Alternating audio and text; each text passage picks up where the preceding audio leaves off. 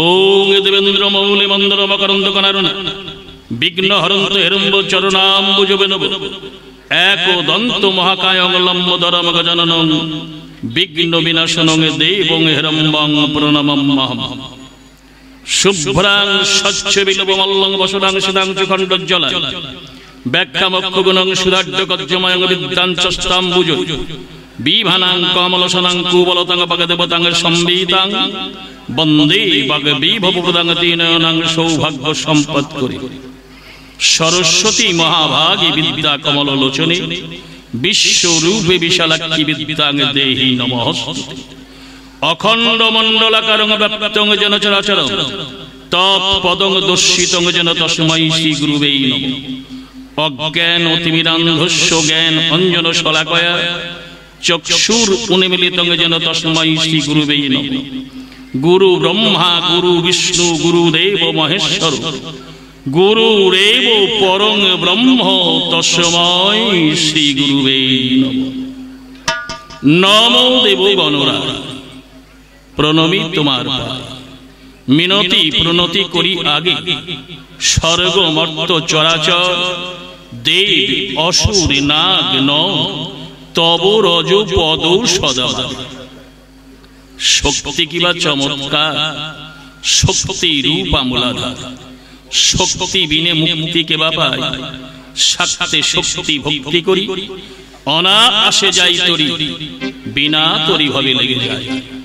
এখন প্রণমঃ আশুতোষ যে করে আশুতোষ আশুতোষ কয় নিজ গুণে শৈব গণে সদাশিব কোথায় আছেন সদাশিব একবার দয়া করুন সগুণে নির্গুণে। কোথায় হে কমলাপতি তুমি অগতির গতি দয়া করো কমললোচন আমি বড় অভাজন না জানি ভজন পূজন দয়া করে দেহ সৃজন। তাই আজু সভায় সভাপতি আমায় গীতে দিলেন অনুমতি আমি আরম্ভ করিলাম সহসা না জানি কেমন হয় মনে বড় পাই ভয় মা তোমার ওই রাঙা চরণই আমার একমাত্র ভরসা।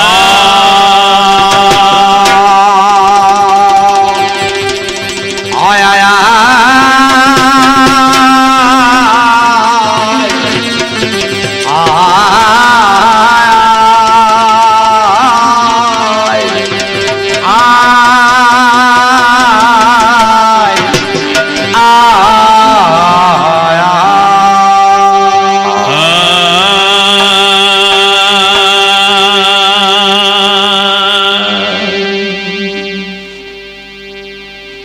ভালোবাসিব বাসিব মনে করি ভালোবাসা হলো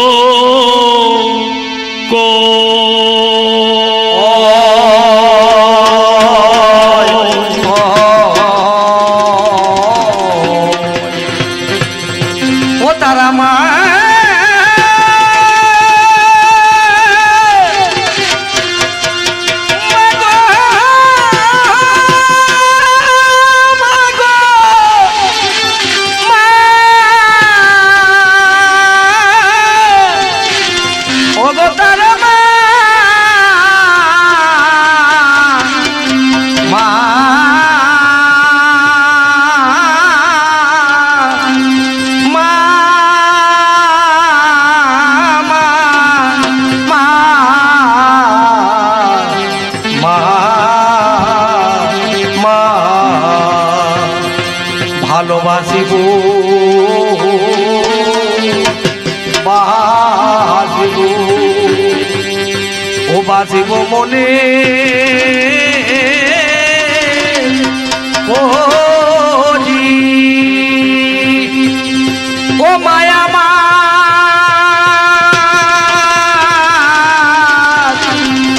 ভালোবাসা ভাষা হলো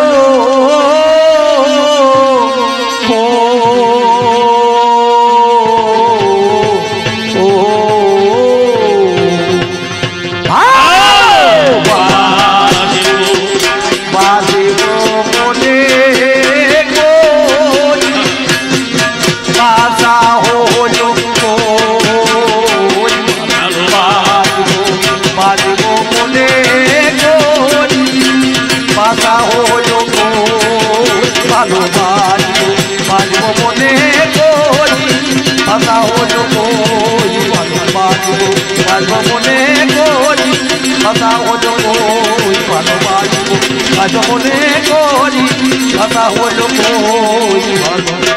বাজিব।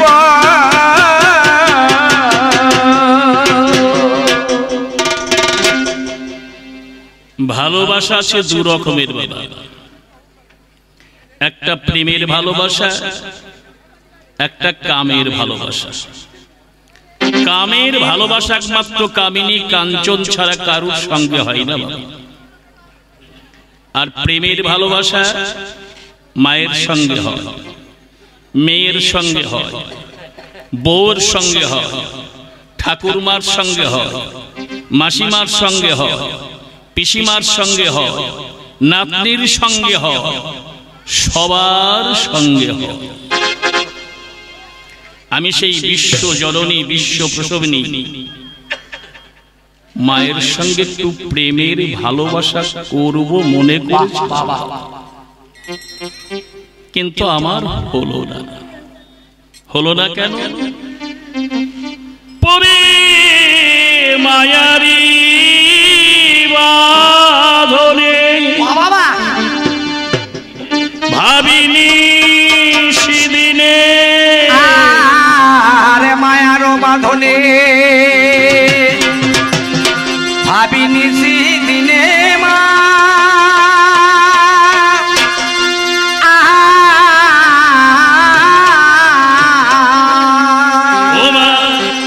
শান্তি নাই মোরে মনে, চিন্তাই ডুবে।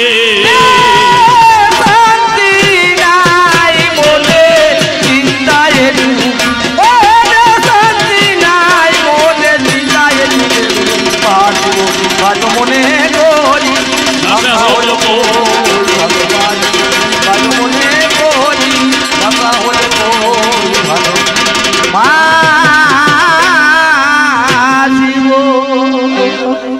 আমাকে এই জাগতিক জগতে পাঠিয়ে দেওয়ার সঙ্গে সঙ্গে আমার পিছনে একটা ফেউ পাঠিয়ে দিয়েছে। এই মায়ারূপী নারীটা আমার সকল কাজে বাধা দিয়ে আমাকে আস্তে পৃষ্ঠে জড়িয়ে বেঁধে ফেলেছে। আমি মনে করেছিলাম করে ভালো বাঁধব সুখের বাসা, মনের ছিল আশায় আমার মিটিল না আরে করে ভালোবাসা বাঁধিব সুখের বাসা, মনে ছিল আশায় আমার মিটিল না পিপাসা। করে ভালোবাসা বাঁধব সুখের বাসা, মনে ছিল আশায় আমার মিটিল না পিপাসা। হয়ে রই নৈরাশা দেখি নাই কোনো ভরসা, আরে হয়ে রই নৈরাশা দেখি নাই কোনো ভরসা।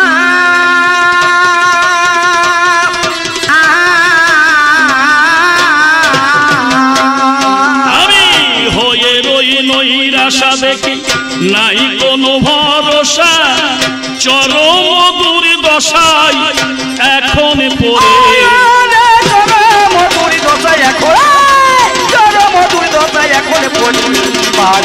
বাজো মনে করি ভাষা হলো ভালো বাজো মনে করি ভাষা হলো ভালো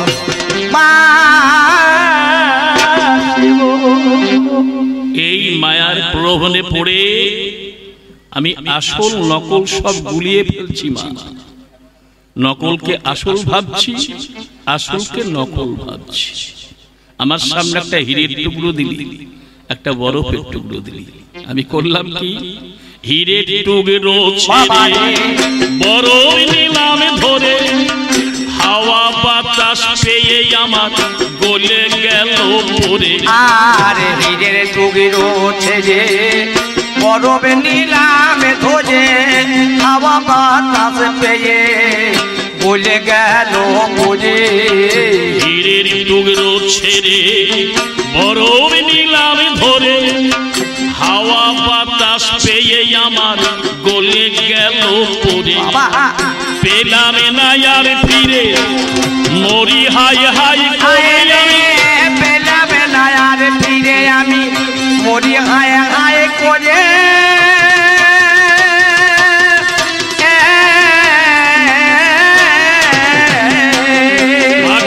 পেলাম না আর ফিরে আমি মরি হাই হাই করি, আমার নয়ন বাড়ি ঝরে কেটে সারা। নয়ন বাড়ি ঝরে কেটে, ওরে নয়ন বাড়ি ঝরে কেটে সারা। ভালো মনে করি বাসা হলো কই ভালোবাসবো, ভালো মনে করি বাসা হলো কই ভালো বাসব। চরম সংকটের মধ্যে পড়ে সংকট মুক্ত হওয়ার জন্য আমি আমার বন্ধুর সাহায্য নিতে চাইলাম, কিন্তু যে বন্ধুর সাহায্য নিলাম সে আমার সুযোগ পেয়ে সব নিয়ে নিল। প্রিয় বন্ধু বলে নিলাম যারে পাশে, বাদুর চোষা করে আমায় নিল সেজন চুষে। আর প্রিয় বন্ধু বলে নিলাম যারে পাশে, বাদুরি চোষা করে নিল আমায় চুষে। প্রিয় বন্ধু বলে নিলাম যারে পাশে, বাদুর চোষা করে আমায় নিল সেজন চুষে। ছাদেরা করে ফেলে দিয়ে অবশেষে, ছাদেরা করে ফেলে দিয়ে অবশেষে।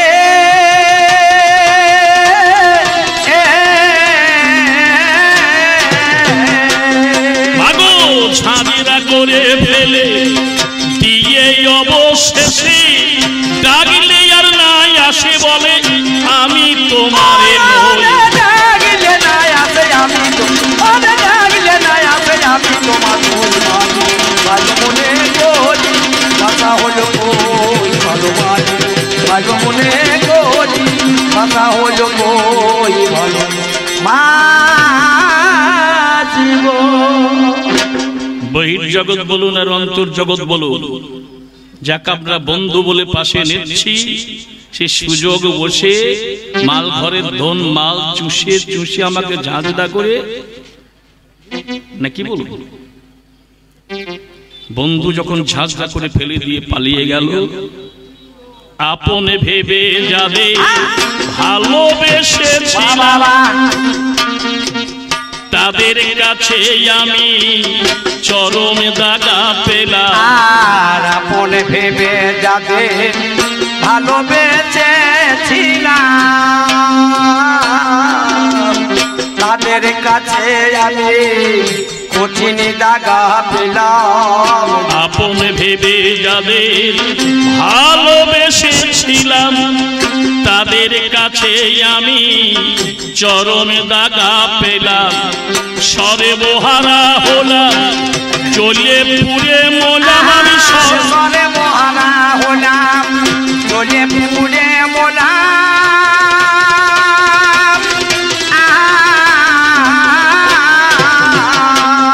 আমি জগঢলে মোলাম জ্বলে পুড়ে মোলাম, আমার দেহ জমি নিলাম করে নিল। দেহ জমি নিলাম করে, ওরে দেহ জমি নিলাম করে। ভালো মনে করি বাসা হলো কই ভালোবাসবো, ভালো মনে করি বাসা হলো কই ভালো বাসবো। তাই অধম সনদ পানে রইল এই মিনতি, কৃপা করো যেন এ দাসের প্রতি। আরে অধম সনদ পানে রইল এই মিনতি, কৃপা করো যেন এ দাসের প্রতি। অধম সনদ পানে রইল এই মিনতি, কৃপা করো যেন অধমের প্রতি। অগতির গতি ঘুচাও মোর দুর্গতি, অগতির গতি ঘুচাও মোর দুর্গতি।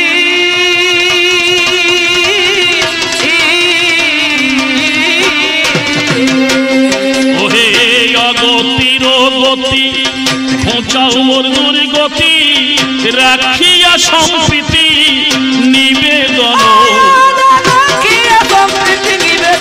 ওদের রাখিয়া সম্প্রীতি নিবেদন, পাইব মনে করি বাসা হলো কই ভালো, পাইব মনে করি বাসা হলো কই ভালো বাজিব। ওটাই আমার দ্বারাই হলো, বলি হায় হায় বলি আমি আমার দ্বারাই হলো না।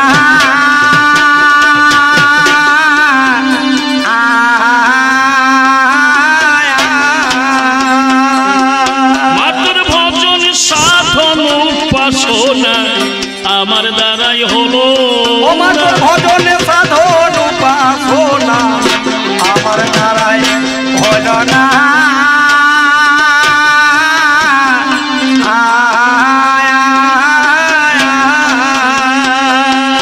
আমার ভজনে যোগ্য দেহ পেয়ে, আমার ভজনে যোগ্য দেহ পেয়ে মাগো তোমায় ভুলিয়ে আমি খেলাই বেলা কাটাইয়ে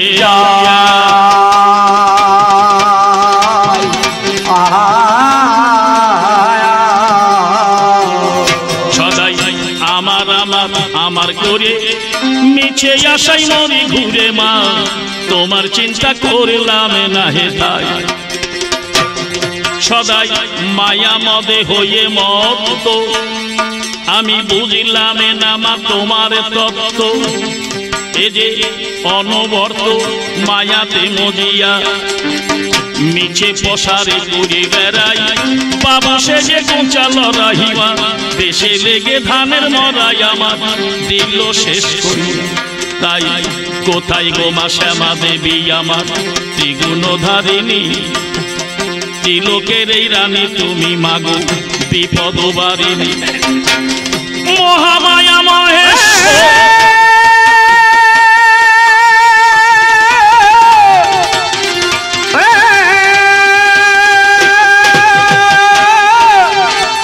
ও মহেশ্বরী,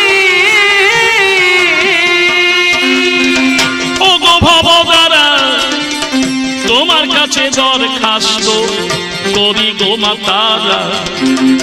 আমি তোমার নাথুয়ান প্রজা গোস্বামী, দুষ্কর হয়েছে করে তাই দিতে নাহি পারি। সেই সময়ে সমনে এসে করলো সমনে যারা, ওই বেটাদের কাণ্ড দেখে আমি দূরে ভাবনাই মরি। এই মহলে দিয়েছ জমি তাহে গালি মিছটা, কেমন এতে আবাদ করিয়ে নদী যুগ্ম নটা। তার উপরে ভীষণে দুঃখ মনে নহে ঘাঁটি, ওমা তবে আমি কার জন্য বল ভূতের ব্যাগারে খাটি। তথাপি মায়া প্রকাশ্যে ছিল পাবে ঘাস, চষে ঘুরে এই জমি খান দিয়েছিলাম চাষ। মইলি ভজনে করি ভক্তি করিনি, ওমা ফেলেছিলাম শ্যামা গোতর শ্যামা নামের বেড়ি। কিন্তু অঙ্কুরে হওয়া মাত্রই আমার বিরুদ্ধ ঘটিল, ওমা বেড়া ভেঙে ছয়রি পুরদল সব লুটে পুটে নিল। তাই কৃপা করো মা শঙ্করী যেন রাজ্যে থাকতে পারে। তোমার কৃপাতে যেন মাগো বাক সমরে তরি জানি প্রজার অন্যায় হলে পরে গিয়ে তারা নালিশে করে জানি জানি রাষ্ট্র মনে ডলে আজ 1429 সন আর কি করে সনতে পান মাগো তোমার চরণ কমলে ও মা সাক্ষীর কথা যদি বলিস সেই কারণেই করব নালিশ মানব সালিশ চরণ প্রাতকে ও মা তুই জানিস তোর ধর্ম জানে না করে সন্তানে মাগো তারা বিপদ হতে আমায় করতে হবে রক্ষে এই বিপদে রক্ষে যদি না করো মা তারা তবে আমারে হয়ে গিয়েছে এ রাজ্যে বসতে করা ও মা তোমার এ রাজ্য ছেড়ে না হয় আমি পিতার রাজে যাব কিন্তু আশা নাই মা সেটাই গিয়ে আমি শান্তিতে থাকিব কারণ জেনে শুনে ঘরে পরে আমি দোষী শতবার ও মা আশা নাই যে দৌড়ে যাব ওই চরণে তোমার আমি সেই কারণে বিচারে চাই না চাই মাগো দয়া আজ দয়া করে দাও মাগো তব পদ ছায়া আমি আর কিছু চাই না আর কিছু চাই না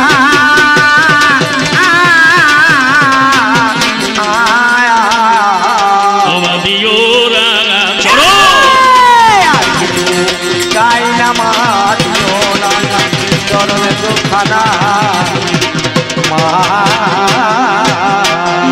আমি জানি কুপুত্র যদিও হয় কুমাতা কভুও নয় তাই তোমার নাম নিয়ে দাঁড়ালাম নাম নিয়ে দাঁড়ালাম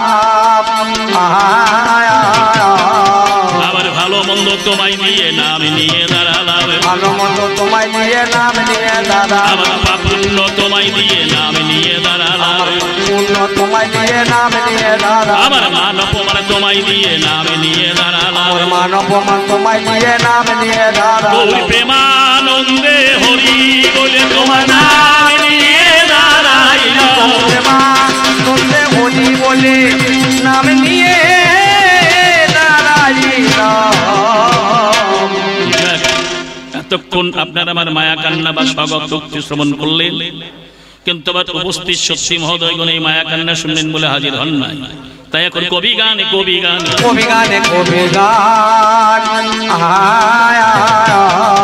আমার শুনবেন সুধা মহাপ্রাণী আজ আমাদের কবি গান শুনবেন সুধা মহাপ্রাণ আজ আমাদের কবি গান এই যে মোদের কবি গান এই যে মোদের কবি গান এটা বাংলার নিজস্ব গান এই যে বাঙালিদের কৃষ্টি দিয়ে গড়া আমার বাঙালিরা সবাই কবি কবিতাই বাঙালির দাবি কথা নাই বাঙালির ছন্দ ছাড়া যখন ছোট্টবেলায় মায়ের কোলে আমরা দোল খেলে যাই শহরে দোলে তখন কবিতা ছন্দে শোনাইতেন মা গান এই যে মা আমায় কোলে নিয়ে সঙ্গে সঙ্গে গান শুনিয়ে যত্ন করে আমায় ঘুম পাড়ায় না বলেন ছেলে ঘুমালো পাড়া জুড়ালো বর্গি এলো দেশে ওরে বুলবুলিতে ধান খেয়েছে খাজনা দেব কিসে আমার ধান পুরালো পান পুরালো খাজনার উপায় কি বাবা আর কটা দিন সবুর করো রসুই বুনেছি মায়ের ছন্দ ছাড়া কথা নাই ছন্দ ছাড়া কথা নাই এই যে ছন্দে ভরা সোনার বাংলায় ছন্দ ছাড়া কথা নাই ছন্দ ভরা সোনার বাংলায় ছন্দ ছাড়া কথা নাই আমার এই বাংলার পশু পাখি মানুষ গরু ভেড়া ছাগল সবাই ছন্দে কথা বলে বাবা এক মোরলের বাড়িতে একটা কুকুর একটা বিড়াল পোষা আছে আকাশে ঝিপঝিপ করে বৃষ্টি পড়ছে মোরল গিন্নি মুড়ি ভাজছে আর মোরল গিন্নির পাশে বিড়ালটা চুপ করে বসে আছে আর কুকুরটা বৃষ্টির জলে ভিজে গা ঝাড়ছে একবার এদিক যাচ্ছে একবার ওদিক যাচ্ছে বিড়ালটা ছড়া কাটছে ঘুরছেন ফিরছেন ঝাড়ছেন গা আমি কেমন বসে আছি মোরলের মা বিড়ালের কথা শুনে কুকুরের খুব রাগ হয়েছে কিন্তু উত্তর দিতে পারছে না কিছুদিন পর বিড়াল মোরলের হেসেলে মাছগুলো সব খেয়ে নিয়েছে মোরলের খুব রাগ হয়ে গিয়েছে তাড়িয়ে বিড়ালটাকে ধরিয়ে লেয়ালি দড়ি দিয়ে গলায় বেঁধে টানতে টানতে কুকুর বলছে সেদিন তো বেশ বলেছিলে বড় বড় কথা আর লেয়ালির দড়ি গলায় দিয়ে যাত্রা করছো কোথায় বিড়ালটা খুব চালাক বলছে দুধ খেয়েছি, ঘি খেয়েছি, ধর্মে দিয়েছি মন, লালির দড়ি গলায় দিয়ে যাচ্ছি বৃন্দা। এদের ছন্দ ছাড়া কথা নাই রে, ছন্দ ছাড়া কথা নাই রে, এদের ছন্দ ছাড়া কথা নাই রে, এদের ছন্দ ছাড়া কথা নাই রে। এই ছন্দে ভরা সোনার বাংলা, ছন্দ ছাড়া কথা নাই রে, ছন্দ ভরা সোনার বাংলা। আবার ছিলেন কবি মুকুন্দ দাস, এই যে বাংলায় তাই আছে প্রকাশ। ইনি ব্রিটিশের বিদ্রোহী ছিলেন, আমাদের দেশের কল্যাণের জন্য কবি গানের মাধ্যমে বিদেশি শাসনে জেল খাটিলেন। আবার ছিলেন কবি ভোলা ময়রা,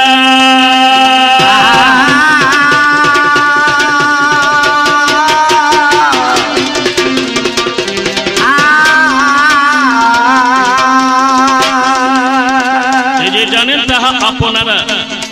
এই যে আর একজন ছিলেন তাহার সঙ্গী, কলিকাতার বাগবাজারে লবণেরই ব্যবসা করে, নাম ছিল তার অ্যান্টনি ফিরিঙ্গি। ছিলেন কবি হরিনারায়ণ, আমাদের হরিচরণ হরি মাকুদ। এই যে হরিদাসে হরেন্দ্র সরকার, ছিলেন কবি কেনারামে জীবন বাউরি প্রাণারামে শিশুয়াতে ছিলেন শিশুধর। আবার শেখ সোমানি বসন্ত, বাবা গোলম্বদর আর রতিকান্ত। এই যে দেবেন্দ্র দাস আর দুর্যোধন, ছিলেন কবি জানকী রায় অনুকূলপূর্ণ, তাহার জামাই শিমুল ডাঙ্গায় ছিলেন সুদর্শন। আবার ছিলেন কবি শাহের জা,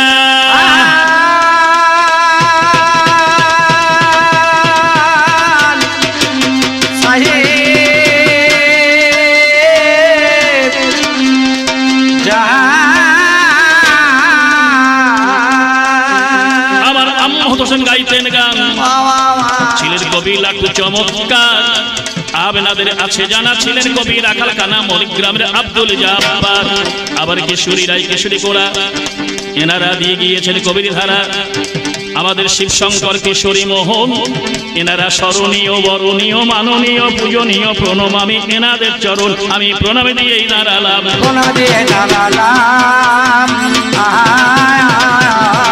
এই কবি কাব্যের আসরেতে প্রণামে দিয়েই দাঁড়ালাম, কবি কাব্যের আসরেতে প্রণাম দিয়ে দাঁড়ালাম।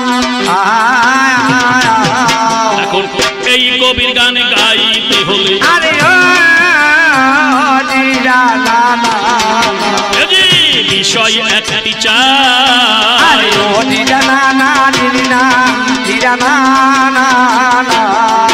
ওরে বিষয় ছাড়া হয় না কবি। যে জানেন তা সবাই,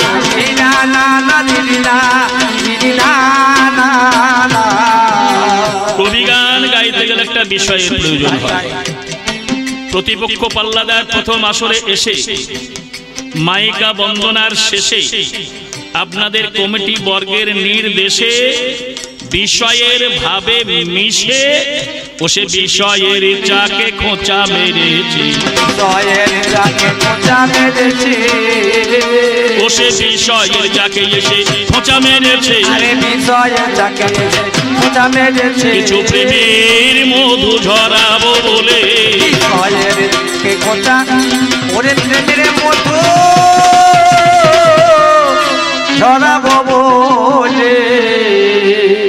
আজ আমাদের আলোচ্য বিষয় কি বাবা? দুই দিকে দুটো ভক্ত, একটা রাম ভক্ত, একটা কৃষ্ণ ভক্ত। অর্ডার করার সঙ্গে সঙ্গে বর্ডারটা ভাগ করে দিয়েছে। আমার প্রতিপক্ষে যিনি আছেন, আমার কল্যাণীয় ভায়া জীবন, ওনাকে দিয়েছেন কৃষ্ণ ভক্ত অর্জুনের ভূমিকায়। আর এই দিনাতিদিন ক্ষুদ্রানুক্ষুদ্র নরকের কীট অধমের মাথায় চাপিয়ে দিয়েছেন রাম ভক্ত হনুমানে। তাই আমি অতি ক্ষুদ্র,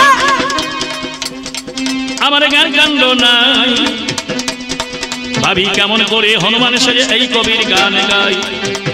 আমার ভাবে নাই, ভাষা নাই, নাই কল্পনা কল্পনা, তবে কেমন করে হনুমান সেজে করবো আলোচনা। এই যে ভাবিতে ভাবিতেই আমার মনে পড়ে যায় বলে 10 যেখানে প্রভু সেখানে গোবিন্দ গোসাই। 10 স্বরূপ প্রভুই আমার শ্যামে চিকন কাল, আমার সম্মুখে এসে নিজেই হাজির হল, যিনি অদমতারণ প্রতীক পাবনে বিপদ ভঞ্জন হরি। 10 রূপে সম্মুখেতে তাহারে এনে হারি, তাই 10-এর চরণে কোটি প্রণিপাত জানাই। 10-এর চরণে ধুলা মাথায় নিয়ে আমি হনুমান,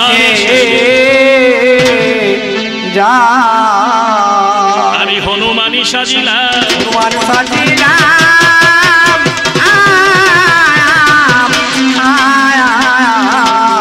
10-এর সাজিলাম ওরে 10-এর আছি মাথায় নিয়ে রে। এখন সাজা সাজি হয়ে গেল সাজা, পরে কি বাদ চাই, পরে কি বাঁচাই। শুধু সাজ পরে দাঁড়িয়ে থাকলে কবি চলবে না, গো কবি চলবে না। কোথায় কোথায় মোদের দেখা শোনা, কোথায় আলোচনা, কোথায় আলোচনা। আগে স্থানে নিরূপণ করিয়া পরে করতে হয় ঘোষণা, গো করতে হয় ঘোষণা। আগে দেখাশোনা করা চাই, আগে দেখাশোনা করা চাই। আসিয়া এই সভ্য সভায় দেখাশোনা করা যায়, আসিয়া এই সভ্য সভায় দেখাশোনা করা যায়। আগে দেখাশোনা, তারপর একটা সম্পর্ক, তারপর আলোচনা। আমার প্রতিপক্ষ পাল্লাদার দেখা সাক্ষাৎ করেছেন, সম্পর্ক করেছেন, করে আলোচনা আরম্ভ করেছেন। আমাদের দেখা সাক্ষাৎ কোথায়? না, রামেশ্বর সেতুর পাশে। সম্পর্ক কি হলো? ও আমার ভাই, আমি ওর দাদা। কোন সম্পর্কে? ওর দাদা ভীম পবন পুত্র, আমিও পবন পুত্র, সেই সম্পর্কে আমি ওর দাদা। আর একটা সম্পর্ক হয়েছিল রামেশ্বর সেতুতে, ও আমার ধর্ম ভাই, আমি ওর ধর্ম দাদা। মানে ওতে আমার একটা ঝগড়া হয়েছিল সেতুর পাশে দাঁড়িয়ে, জানেন? ও বলছে আমি বড় বীর, তোমরা তো হনু বানর কাঠবিড়ালি মানুষ সবাই মিলে লেগে সাগর উপরে সেতু নির্মাণ করেছো, আর আমাকে যদি বলো পলকের মধ্যে আমি শর্ট সেতু তৈরি করে দেবো, কাউকে সাহায্য লাগবে না। অহংকার পতনের মূল। আমি বললাম ভাই, তুমি যদি পলকের মধ্যে সেতু তৈরি করতে পারো, শুধু সেতু তৈরি করলে হবে না, আমাদের সেতুর উপর দিয়ে কত গাড়ি ঘোড়া চলে গিয়েছে। তুমি যে সেতুটা নির্মাণ করবে, সেই সেতুটা যদি আমার ভারটা নিতে পারে, তাহলে আমি চিরদিনের মতো তোমার দাস হয়ে থাকবো। আর যদি ভার না নিতে পারে, তোমাকে আমার চিরদিনের মতো দাস হতে হবে। রাজি আছো? বলে হ্যাঁ ঠিক আছে।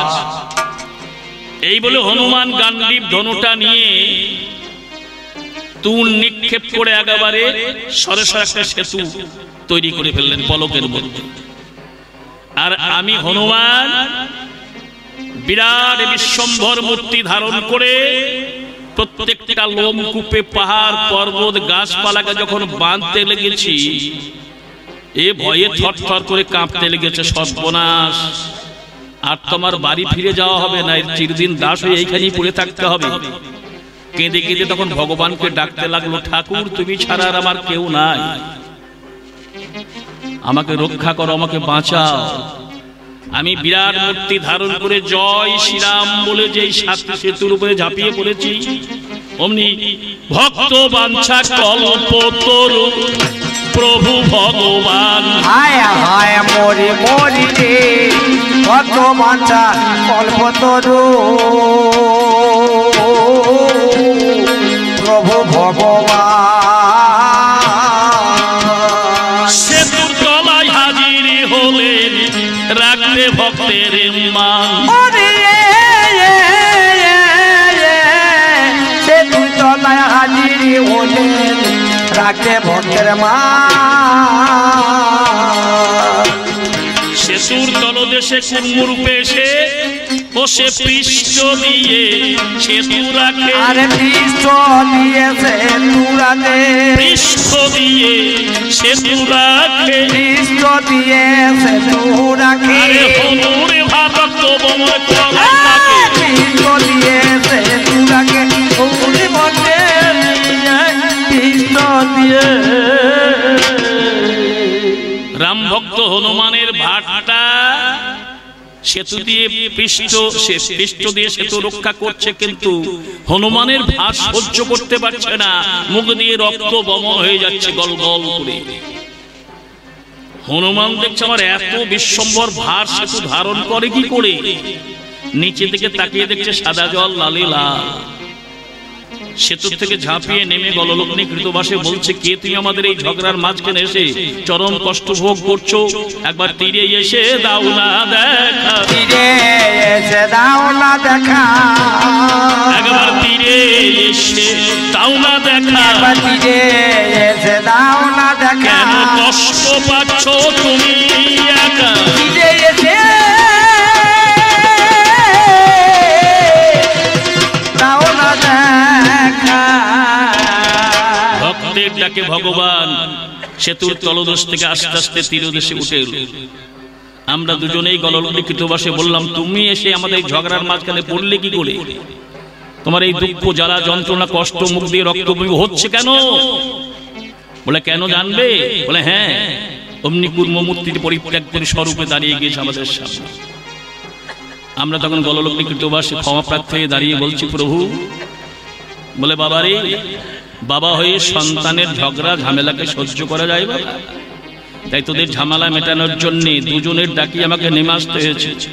একজনের ডাকে পিঠ দিয়ে সেতু রক্ষা করছি, আর একজনের ডাকে মুখ দিয়ে রক্ত বমন করছি।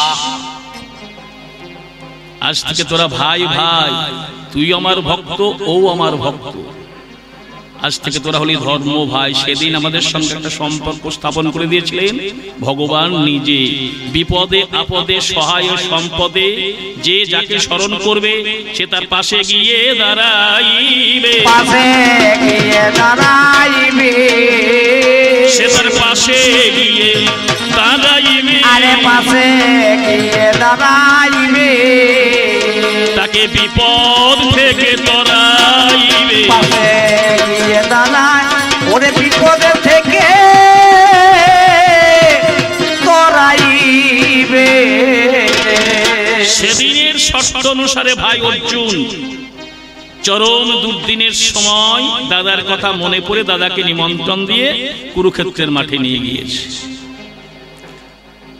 আমি কুরুক্ষেত্রের মাঠে গিয়ে বললাম, ঠাকুর, আমি ত্রেতা যুগে বহু রক্তাক্ষয়ী সংগ্রাম করেছি, কত মাতৃকে সন্তান হারা করেছি, কত সতীকে পতিহারা করেছি, কত ভগ্নীকে ভাই হারা করেছি, আমাকে আর অস্ত্র ধরে যুদ্ধ করতে বলো না ঠাকুর।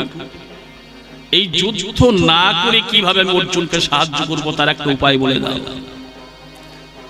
ভগবান শ্রীকৃষ্ণ বললে, তোকে যুদ্ধ করতে হবে না হনুমান, যে মূর্তি ধারণ করে সেতুটা ভাঙার জন্য ঝাঁপিয়ে পড়েছিলিস, সেই বিরাট ভার মূর্তি ধারণ করে রথের চূড়ায় গিয়ে বসলে, রথের চূড়ায় দিয়ে বসলে, অতি রথের চূড়ায় গিয়ে বসলে, রথের চূড়ায় গিয়ে বসলে, ভারে রক্তা হবে বসলে, রথের চূড়ায়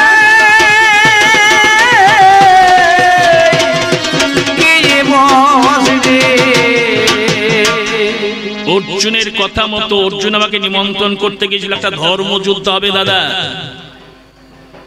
এই ধর্মযুদ্ধ দেখবো বলে আর দেখতে এসে যদি আমার দ্বারা একটু সাহায্য হয় করবো বলে আমি কুরুক্ষেত্রের মাঠে এসে রথের চূড়ায় গিয়ে বসেছিলাম। এই যুদ্ধটা ঘোষিত যুদ্ধ, মানে দিন দিয়ে লড়াই। কতক্ষণ হবে না? 18 দিন। আমাদের কবি গান যেমন ঘোষিত গান, 4টেতে আরম্ভ হবে, কি 5টায় আরম্ভ হবে, 10টায় ভেঙে যাবে, 6টায় আরম্ভ হবে, 11টায় ভেঙে যাবে, একটা ঘোষণা হয়, তাতে 1-8 ঘন্টা বেশি কম হতে পারে। কুরুক্ষেত্রের যুদ্ধ ঘোষিত যুদ্ধ, 18 দিনের যুদ্ধ, বেশি হবে না, কম হবে না। যুদ্ধটা আরম্ভ হবে কবে? হেমন্তের প্রথম মাসে শুক্ল পক্ষের ত্রয়োদশী তিথিতে।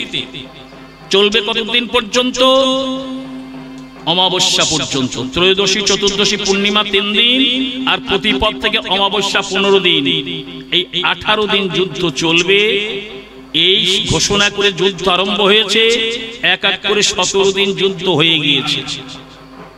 18 দিনের দিন হনুমান আয় রথে নাই গো, হনুমান রথে নাই গো,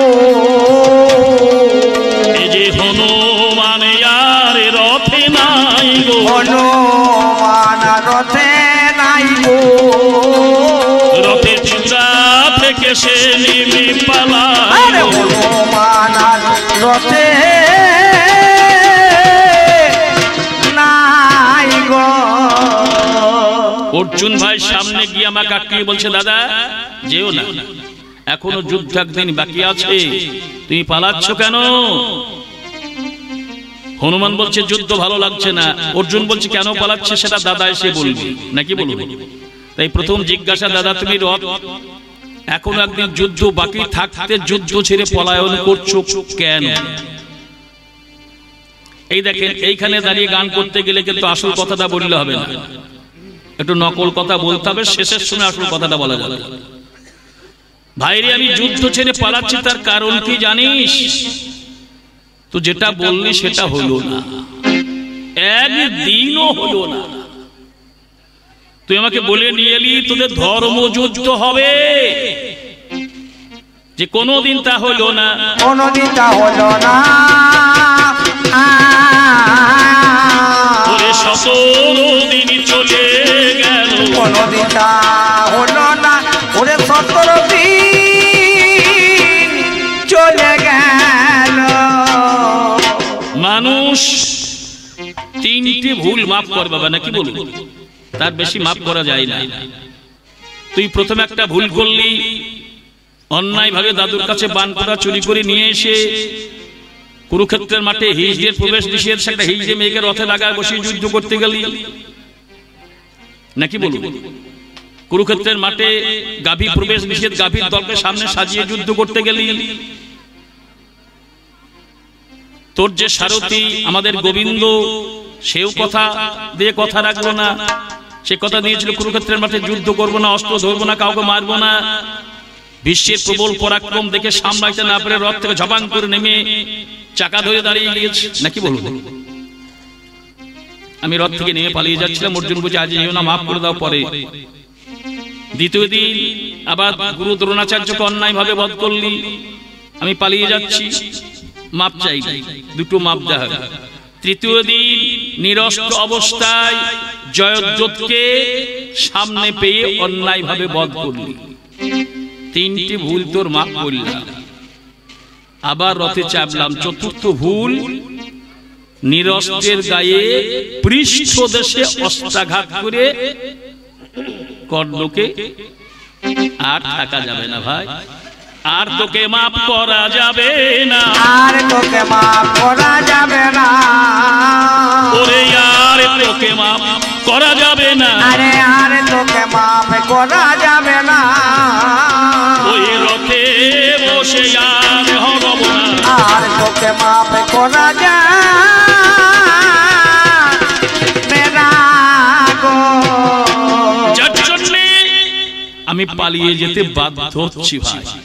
2 নাম্বার দাবি যাহা, আরে ও দিরা না না না, হায় হায় আমার কাছে গা, আয় দিরা না না দিরি না দিরি না না না, যে বলো বলো হনু দাদা, দিরি না না দিরি না না দিরা না, বলো নাই আমায়, আয় দিরি না না দিরি না দিরি না না না, যখন সীতায় অন্বেষণ করিতে গেলে, আরে দিরি না না দিরি না না দিরা না, ওই না লঙ্কাপুরে, দিরি না না দিরি না দিরি না না না, তোমায় 3টি আমি দিয়েছিল সীতা, আরে ও দিরা না না, যখন আসতেছিলে ফিরে, দিরি না না দিরি না দিরি না না না, সীতা তোমাকে 3টে আম দিয়েছিল, একটা তোমার খাওয়ার জন্য, একটা লক্ষণের খাওয়ার জন্য, একটা রামের খাওয়ার জন্য। তুমি বোকা, নিজেরটাও খেয়েছো, খুরোটাও খেয়ে বাবারটা খেতে গিয়েছো, আর গলায় আটকে গিয়েছে।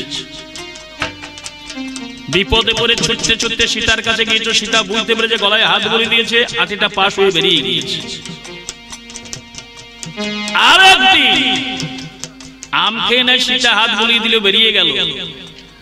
আর একদিন তুমি নারায়ণের চক্র খেলে, নারায়ণের চক্র খেলে,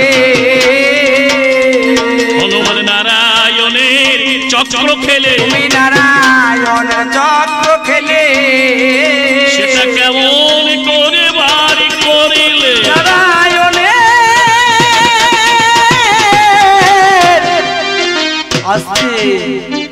দু নাম্বার জিজ্ঞাসা করছে, তুমি নারায়ণের চক্রটা খেলেই বার কেন?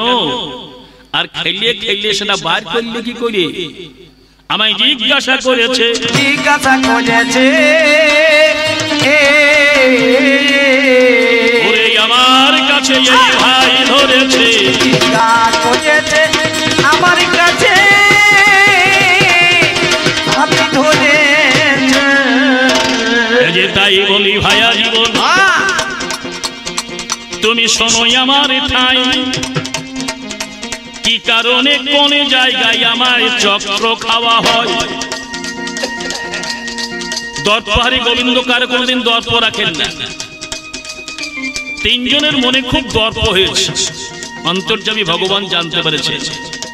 তিনজনকে, একটা হচ্ছে গরু পাখি, আমার মতো বীর কেউ নাই, যিনি 14 ভুবনের মালিক, সেই গোবিন্দকে আমি পিঠে করে বইয়ে বেড়াই, এর থেকে বীর কে আছে? ওর একটু দর্প হয়েছে। আর দর্প হয়েছে কার? সুদর্শন চক্রে, যে আমার মতো তীক্ষ্ণ ধারালো অস্ত্র এই 14 ভুবনে আর না, আমি গোবিন্দের হাতের অস্ত্র। আর দর্প হয়েছে কার? সত্য ভাবা, আমার মতো সুন্দরী আর কেউ নাই, যাকে গোবিন্দ নিজের বামাঙ্গিনী করে সব থেকে আমায় ভালোবাসে, সব থেকে আমায় ভালোবাসে, ওরে সব থেকে আমায় ভালোবাসে, সব থেকে আমায় ভালোবাসে, অহংকার তার মনে আসে, সব থেকে আমায় ভালোবাসে।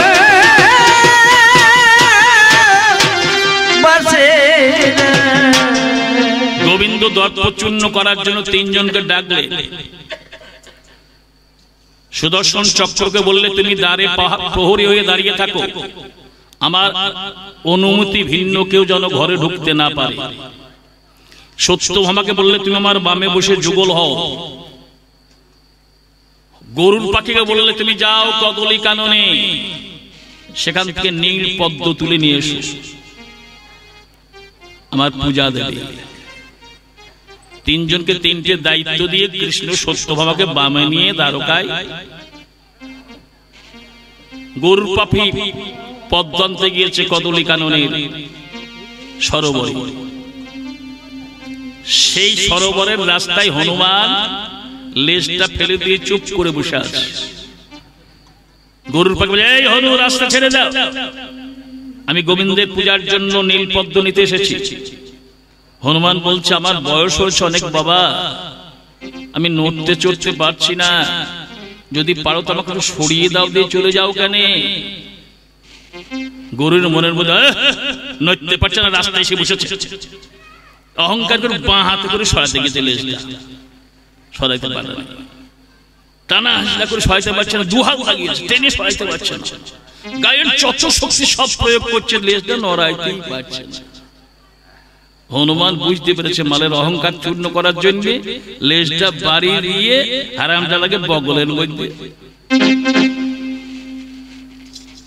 গরুর পাখি বগলেতে, হনু বগলে দাবা করে ফুল তুলিতে চলে গেল ওই সরোবরে। সরোবরে থেকে বাবা ফুল তুলে নিয়ে দ্বারকা পুরীতে গেল, সেজনে হাজির হয়ে। গরুকে জিজ্ঞেস করছে, কোন ঘরে প্রভু আছে? বলবো যে এই ঘরে। যখন ঘরে ঢুকতে যায় সুদর্শন চক্র এসে তারে বাধা দেয়, ঢোকা হবে না। হনুমান বলছে আমি প্রভুকে পুজো করবো, ঢোকা হবে না মানে? বলে প্রভুর অনুমতি ছাড়া ঘরে ঢোকা নিষিদ্ধ আছে, চুপ করে দাঁড়িয়ে থাকো, ঘরে ঢুকতে হবে না। বেশি বেয়াদবি করলে দেখেছো আমি কিন্তু ধারালো অস্ত্র তোমাকে কেটে খন্ড খন্ড করে দেবো। হনুমান বলছে তোমার এত ধার? বলছে হ্যাঁ। বাবা আমার একটু উপকার করবে? বলে কি?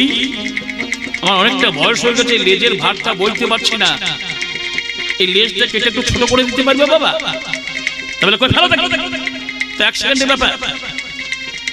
হনুমান লেজটা ফেলেছে, ও মন কাছে কুচ করে ঘুরিয়ে দেওয়ার খচ করে কেটে পালিয়ে যাবে। লেজ কাটা তো দূরের কথা, একটা লোমও কাটতে পারছে না। বন বন বন বন বন বন বন বন করে যত শক্তি সব প্রয়োগ করল,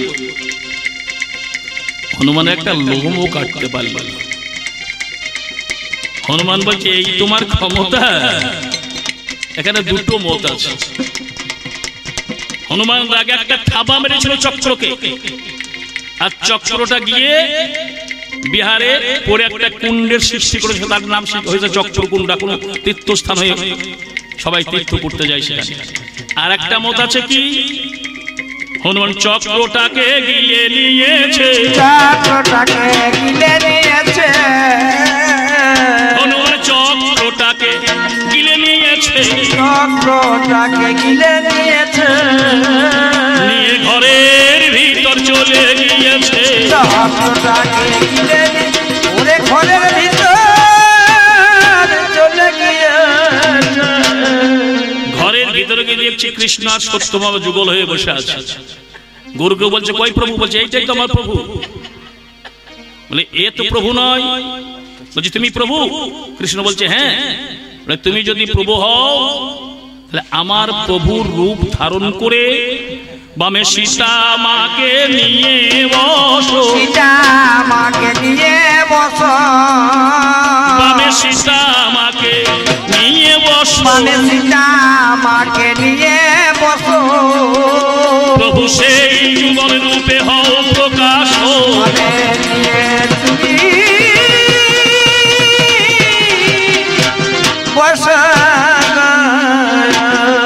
তবে তোমাকে প্রভু বলে মানবো। আর যদি সীতা মাকে বামে নিয়ে রামরূপে তুমি বসতে না পারো, তোমাকে তুলে গিয়ে সাগরের জলে নিক্ষেপ করে দেবো। কৃষ্ণ বলছে আর রক্ষা নাই, সত্যভামা সীতা হও, তা নইলে হনুমান আমাদেরকে নিয়ে সাগরের জলে ফেলে দেবে। সত্যভামা বলছে আমি সীতা হইতে পারবো না, সরে যাও ওখান থেকে, রুক্মিণীকে পাঠিয়ে দাও। সত্যভামা ঘরে গিয়ে কাঁদতে কাঁদতে রুক্মিণীকে বললে তুমি যাও গিয়ে প্রভুকে বিপদ থেকে উদ্ধার করো।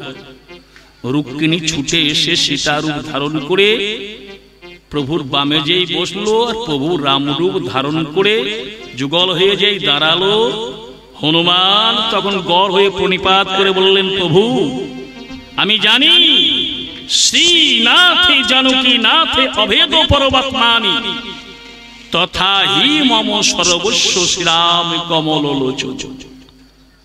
জানকী নাথ আর শ্রীনাথের মধ্যে কোনো পার্থক্য নাই, সেটা আমি জানি প্রভু, কিন্তু তবু আমার যে সেই প্রিয় রূপ রাম সীতা আমার দেখার বড় বাসনা হলো বলে আমি তোমাকে ওই রূপটা একবার দেখাতে বললাম।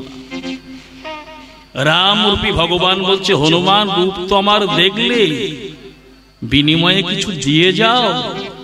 বলে কি দিতে হবে? বলে আমার হাতের যে মহা অস্ত্রটা তুমি ভক্ষণ করেছো, যাওয়ার সময় সেটা ফিরিয়ে দাও গো, যাওয়ার সময় সেটা ফিরিয়ে দাও গো, যাওয়ার সময় সেটা ফিরিয়ে দাও গো, আরে যাওয়ার সময় সেটা ফিরিয়ে দাও গো, এই যে নাও হনুমান কথাটি নাও, যাওয়ার সময় সেটা ফিরিয়ে বলি নাও হনুমান কথাটি নাও। আমি সেদিন সুদর্শনের দর্প চূর্ণ করার জন্য তাকে গ্রাস করেছিলাম, আর ভগবানকে শ্রীরামকে তার বাসনা পূরণের জন্য পুনরায় আবার উদ্গার করে তাহার হাতে ফিরিয়ে দিলাম, তাহার হাতে ফিরিয়ে দিলাম, আমি তাহার হাতে অস্ত্র ফিরিয়ে দিলাম। আরে তাহার হাতে যখন ফিরিয়ে দিলাম, এ যে ভাইয়া জীবন তোমায় জানিয়ে গেলাম, তাহার হাতে আমি ফিরিয়ে দিলাম।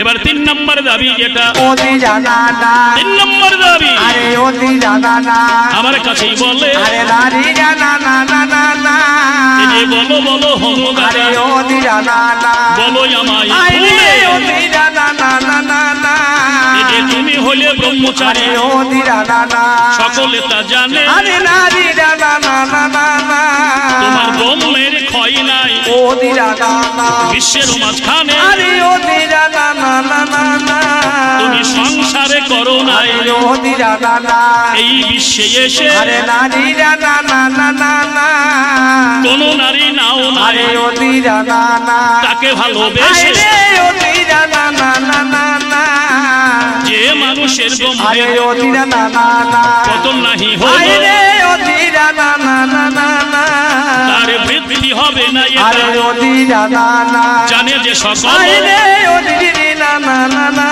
না, তুমি ব্রহ্মচারী পুরুষ, তোমার ব্রহ্মের লয় নাই, ক্ষয় নাই, পতন নাই। তুমি যদি ব্রহ্মচারী, তোমার যদি ব্রহ্মের লয় ক্ষয় পতন না হয়ে থাকে, তাহলে হনুমান তো একটা থাকারই দরকার। পৃথিবীতে এত হনুমান হলো কি করে, আরে এত হনুমান হলো কি করে, এত হনুমান হলো কি করে, আরে এত হনুমান হলো কি করে, দাদা একটু বুঝায়ে দিও আমারে, এত হনুমান হলো কি ওরে একটুখানি দিও আমারে, ভাই রে আমার ব্রহ্মের লয়ও নাই, ক্ষয়ও নাই, পতনও নাই, আমি সংসারও করি নাই, তবু আমার বংশ বৃদ্ধি হয়ে গিয়েছে। এটা কি করে হয়? ম্যাজিক নাকি? না না, ম্যাজিক কেন হবে?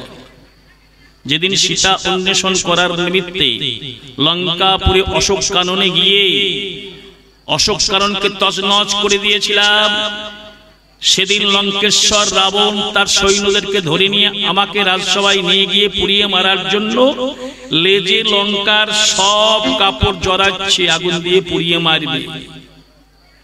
যত কাপড় জড়ায় তত লেজ বড় হয়, যত জড়ায় তত বড় হয়। লঙ্কার যত মেয়েদের কাপড় ছিল সব খুলে হনুর লেজে জড়াইল, আর মেয়েগুলাকে সাগরের জলে নেমে দাঁড়িয়ে থাকতে বলল। তাতে কিন্তু হনুর লেজ জড়িয়ে বাঁধতে পারছে না। শেষ করে যা অশোক বনে সীতার কাপড়টা খুলে নিয়ে আইতো, যেই বলেছে আর হনুমান উনি লেজটাকে গুটিয়ে ছোট করে নিয়েছে।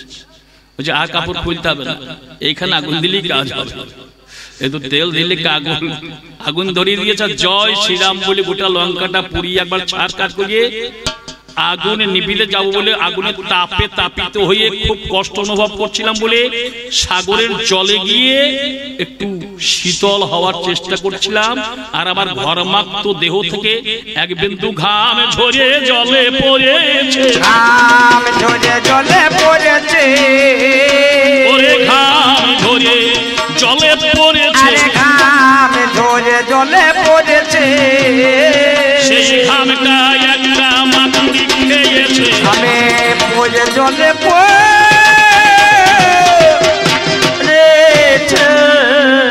আমার দেহ থেকে এক বিন্দু ঘাম ঝরে যেই জলে পড়েছে, আর ঋতুমতি অবস্থা একটা মাকুড়ি সেইটাকে ভক্ষণ করেছে, তাতে থেকে একটা সন্তানের জন্ম হয়েছে, যার নাম মকরধ্বজ। সেই মকরধ্বজ থেকে হনুমানের বংশ বাড়ে, হনুমানের বংশ বাড়ে, হনুমানের বংশ বাড়ে, হনুমানের বংশ বাড়ে, ও ভাইয়া জীবন আমি জানালাম তোমারে, হনুমানের বংশ ওরে ভাইয়া জীবন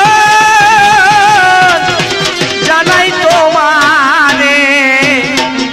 আমায় আর এক কথা শোধাইল,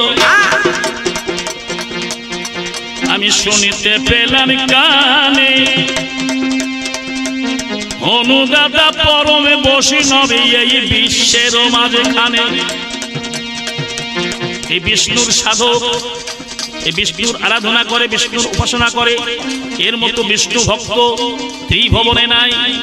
পঞ্চপ্রকার ভক্তের মধ্যে শ্রেষ্ঠ ভক্ত হনুমান দাস ভক্তের ভক্ত, এজনে পরমে বৈষ্ণবে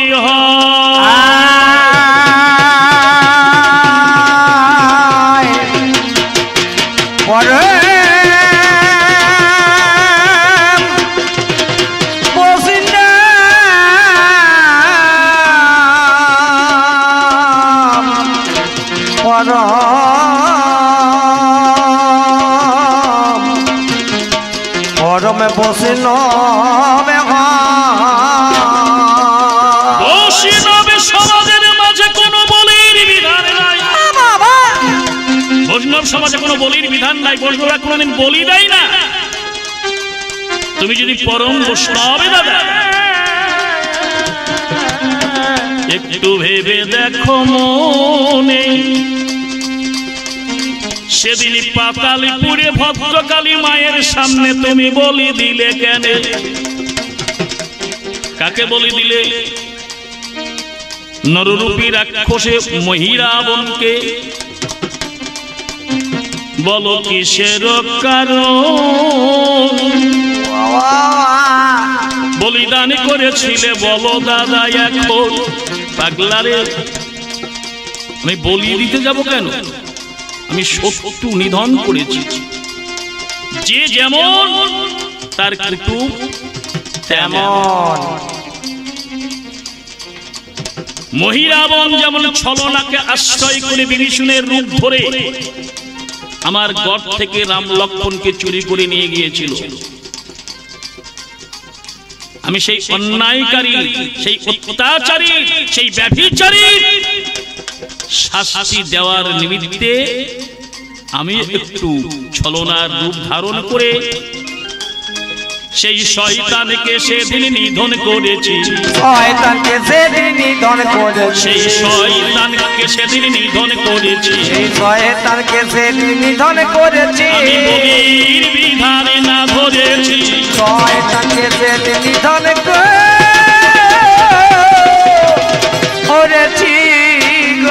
যে কোনো দেবতার সামনে বলি দিতে গিয়ে দেবতার পূজা অর্চনা করে দেবতার নামে তার উৎসর্গ করে তার সামনে তসলাই ভরে তবে বলি দিতে হয় নাকি বলুন?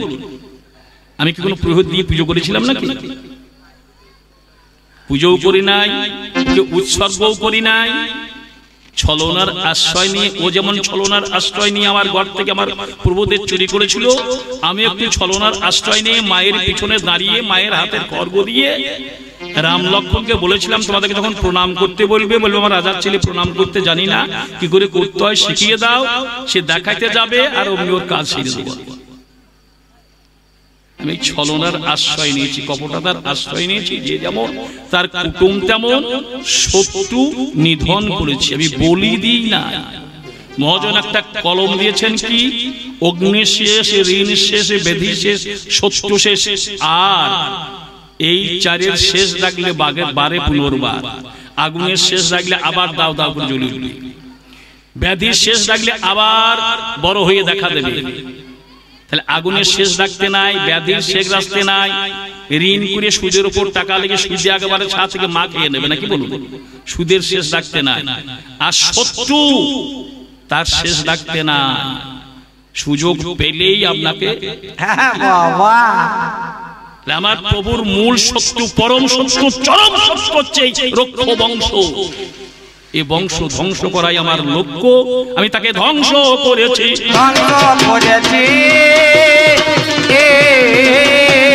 ওরে শত্রুর বিনাশ করার তরে করেছি।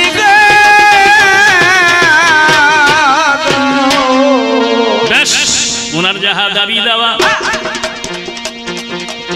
বাবা গই আমার উপর ছিল,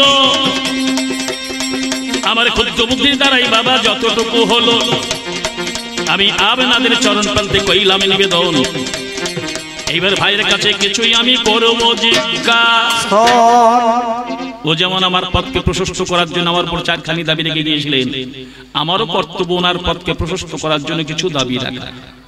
তাই আমি ভাইয়ের কাছে কিছু জিজ্ঞাসা রেখে আমার পালার পরিসমাপ্তি ঘটিয়ে দিই। ভাইয়া জীবন বলো, তুমি এই কুরুক্ষেত্রের যুদ্ধটা ধর্ম যুদ্ধ বলে আমাকে নিমন্ত্রণ করে নিয়ে এলে,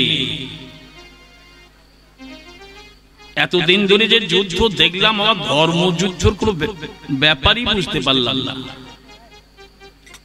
তা তুমি যে কুরুক্ষেত্রের যুদ্ধকে ধর্মযুদ্ধ বলছো, এই ধর্মযুদ্ধ কাকে বলে? কোন কর্মের মাধ্যমে এই যুদ্ধ সম্পাদন করা যায়?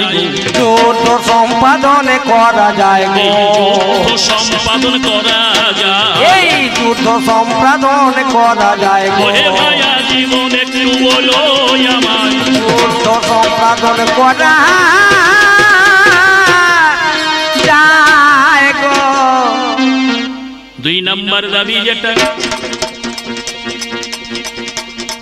তুমি শোনো আমার ঠাই, যার রথের সারথি স্বয়ং গোবিন্দ কানাই, যার রথের সারথি স্বয়ং গোবিন্দ কানাই, তার রথটা বিপথে চলতে পারে না নাকি বলুন? ড্রাইভার এত সুদক্ষ ড্রাইভার, সে বিপথে গাড়ি চালাবে না? চালাবে। কুরুক্ষেত্রের মাঠে কর্ণের সঙ্গে যেদিন তোমার দ্বৈরথ সমর হয়, কর্ণের রথের চাকাটা গ্রাস হয়েছে, তার উপর অভিশাপ ছিল, মেদিনী গ্রাস করেছিল। আর সেদিন কিন্তু তোমার চাকাটাও মাটিতে 2.5 হাত বসে গিয়েছিল। কর্ণের চাকাটা নাই, তার অভিশাপে বসেছিল। আর তোমার গাড়িতে সুদক্ষ ড্রাইভার থাকা সত্ত্বেও, তুমি একটা পরম ভক্ত হওয়া সত্ত্বেও, তোমার রথের চাকা কেন বসে গেল? রথের চাকা কেন বসে গেল? রথের চাকা কেন বসে গেল? তোমার রথের চাকা কেন বসে গেল? ওই আমার কাছে তুমি তুলে বলো, রথের চাকা কেন বসে গেল? তুমি আমার কাছে খুলে বলো। নাম্বার 2। 3 নম্বর দাবি এটা, তুমি শোনো আমার ঠাই, একদিন দ্বারাবতীর আগে ব্রাহ্মণী এসে তোমাকে জানাই, আমার এক এক করে 9টা ছেলে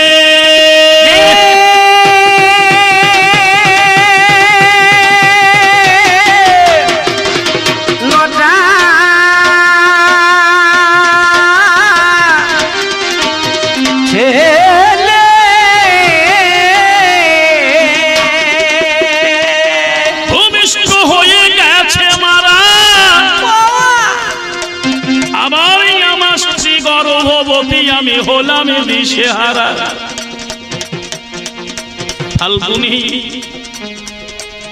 একটু উপকার করো, তোমার সখা প্রাণে গোবিন্দ সেন জলধর, তুমি গোবিন্দের পরম ভক্ত, সূক্ষ্ম ভাবের ভক্ত। সেই গোবিন্দের কৃপায় এই 10 নম্বর ছেলের দায়িত্বটাই আমি দিলাম গো তোমায়। এই ছেলেটা ভূমিষ্ঠ হয়ে মরা নাহি যাবে, রক্ষা করার দায়িত্বটা তুমি নিয়ে নেবে। অর্জুন বলছে কোনো চিন্তা নাই ব্রাহ্মণ, তুমি নিশ্চিন্তে থাকো, আমি তোমার ছেলে রক্ষা করব, তুমি আমার কথা রাখো। সেদিন ব্রাহ্মণকে কথা দিয়ে ছেলে রক্ষার দায়িত্ব নিয়ে একটা সরজাল বেষ্টনে কোনায় প্রকাশিয়ে, কিন্তু সরজাল বেষ্টনে করেও ছেলে রাখিতে না পারো। ভূমিষ্ঠ হওয়া মাত্র গেল মারাই আমার কথা ধরো। তাহলে কথা দিয়ে কথা তুমি রাখতে পারলে নাই, এর মাঝে কি বা কারণে আছে বলো তো আমায়। এটা 3 নম্বর জিজ্ঞাসা। 3 নম্বর জিজ্ঞাসা, তুমি পূরণ করো মনে। 3 নম্বর জিজ্ঞাসা, তুমি পূরণ করো আমার মনের আশা। 4 নম্বর দাবি, একদিন বনে ঘুরতে ঘুরতে পিপাসার্ত অবস্থায় তোমার দাদা বলল, সহদেব একটু জল পিপাসা পেয়েছে, জল নিয়ে আই তো ভাই। সহদেব জলের সন্ধানে খুঁজতে খুঁজতে মায়া সরোবরের সামনে পড়ে গেল।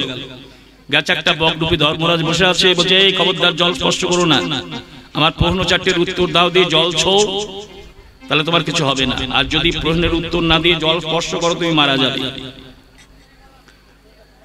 সহদেব পাখির কথা না শ্রবণ করে গোয়ার তুমি করে যে জল স্পর্শ করেছে অমনি মরে গিয়েছে, জলে ভাসতে লেগেছে। নকুল গিয়েছে একই অবস্থা, ভীম গিয়েছে একই অবস্থা, অর্জুন গিয়েছে জল আনতে। ও কিন্তু পাখির কথা উত্তর না দিয়ে জলে স্পর্শ করে মৃত্যুরূপে ভাসছে। শেষকালে যুধিষ্ঠির গিয়ে ওদেরকে বাঁচিয়ে নিয়ে ফিরে এলে বকরূপী ধর্মের প্রশ্নের উত্তর দিয়ে। অতদূর যাওয়ার আমার দরকার নাই, যেখানে আমার জিজ্ঞাসা সেইখানে দাঁড়ানো যথেষ্ট। অর্জুন তুমি তো চরম শক্তিমান, তোমার কথা বান শোনে,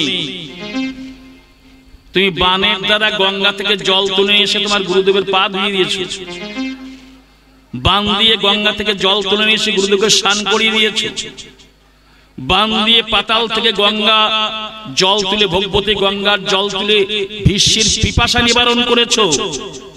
আর সেদিন তোমার বনের মধ্যে দাদা বৌদির একটু জল পিপাসা পেল, তার জন্য বনে জল আনতে পাঠিয়ে দিলে। সেদিন বানটা প্রয়োগ করে পিপাসা নিবারণের চেষ্টা করলে না কেন? এর মধ্যে কারণ কি, তাৎপর্য, রহস্য কি? আর তুমি একটা পরম ভক্ত, এই বকের প্রশ্নের উত্তর না দিয়ে কেন মরা হয়ে জলে ভাসলে? মরা হয়ে জলে ভাসলে, কেন মরা হয়ে সেদিন জলে ভাসলে? কেন মরা হয়ে সেদিন জলে ভাসলে? আমার সমস্ত কথা একটু বলো ভুলে। মরা হয়ে কেন জলে ভাসলে গো? ওর 4 হইলো, আমারও 4 হইলো, আর কিছু দেবো নাকি বাবা? এইটুকু থাক নাকি? এই পর্যন্তই আমার পালা। আমি অল্পে অল্পে সারি, আমার মায়েরা হুর ধনী, বাবারা একবার বলুন হরি হরি। পালার পুরি সব নিকাল একটা ছাড় গান দিয়ে পালার পুরি সব ওরে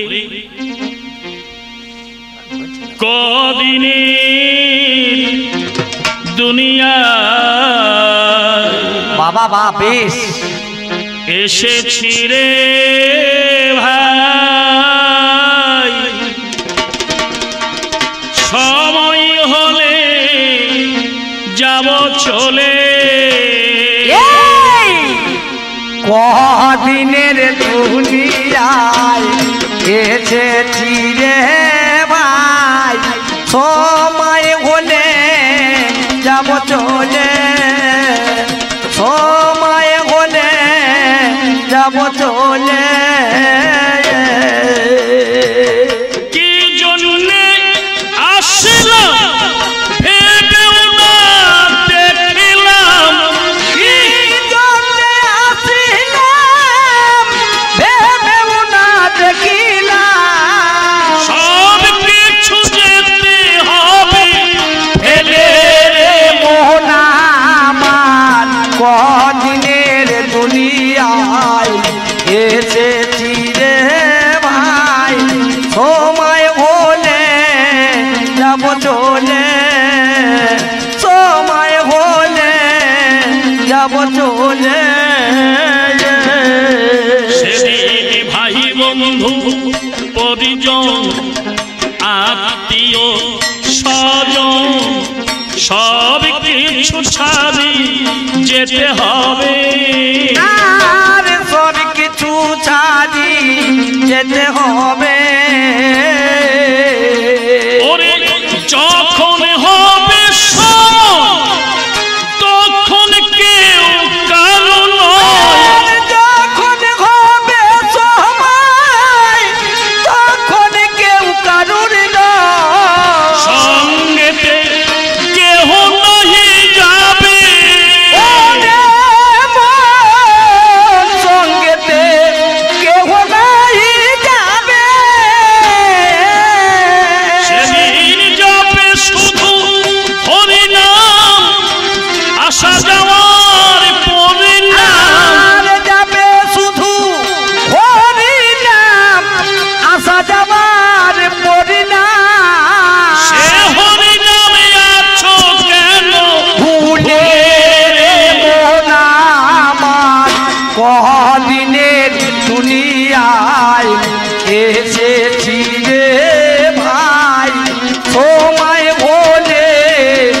যাব চলে সময় হলে যাব চলে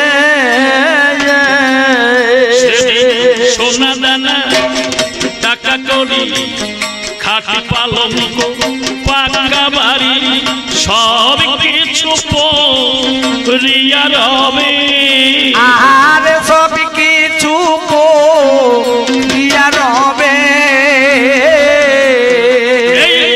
যতন করা সোনার দেহ সঙ্গেতে যাবে না কেউ যতন করা সোনার দেহ সঙ্গেতে যাবে না কেউ সকালবেলায় বাসি মুখে আয়নাটা নিয়ে খচখচ করে মাথা আঁচড়াচ্ছে একটা চুল সাদা হইলে বুড়িয়ে গিয়ে চুড়ি তুলে ফেলে দিচ্ছি নাকি বেশি সাদা হইলে গোদরেজ লাগাচ্ছি মুখের চামড়া জড়ো জড়ো বলে ফেরার লাভ নেই ঘষ যতই ঘষাঘষি করি বাবা এই মালো যতনে করা সোনার দেহ সঙ্গেতে যাবে না কেউ সব কিছু ছাড়ে যেতে হবে সব কিছু ছাড়ে যেতে হবে সমনে যেদিন আসবে নিতে কেউ পারবে না বাধা দিতে সমনে যেদিন আসবে নিতে কেউ পারবে না বাধা দিতে তার সঙ্গে যেতে হবে চলে রে মন আমার কদিনের দুনিয়ায় এসেছি রে ভাই সময় হলে যাব চলে সময় হলে যাব চলে ওরে যেদিন আসবে সম ভেবে দেখ ওরে মন সেদিন তোর কি দশা হবে আর সেদিন তোর কি দশা হবে দেহ খানা হবে সব কাঙাল হবে থাকতে সব দেহ খানা হবে সব কাঙাল হবে থাকিতে সব দেহ খানা সব মানে তালবস্য বস মানে মরা হাত থাকবে কাজ করবে না পা থাকবে চলতে পারবে না মুখ থাকবে বলতে পারবে না কান থাকবে শুনতে পাবে না চোখ থাকবে দেখতে পাবে না দেহ খানা হবে সব কাঙাল হবে থাকবে সব হাত বাড়ালে কিছুই নাহি পাবে ওরে মোর হাত বাড়ালে কিছুই নাহি পাবে